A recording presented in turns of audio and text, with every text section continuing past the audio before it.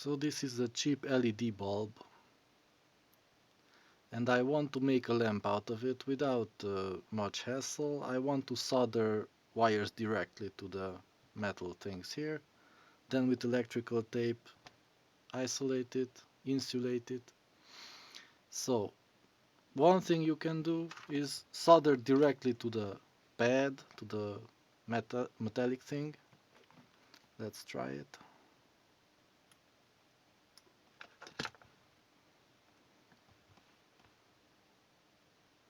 Focus.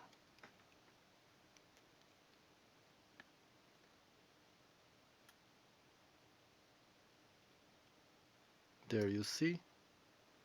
The solder sticks to it. The same for this bigger metallic part.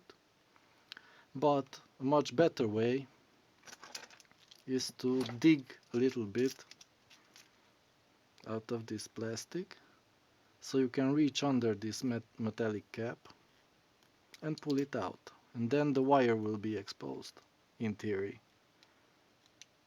Oh yes, look, it's just a metallic plug and the wire is here, the end of the wire.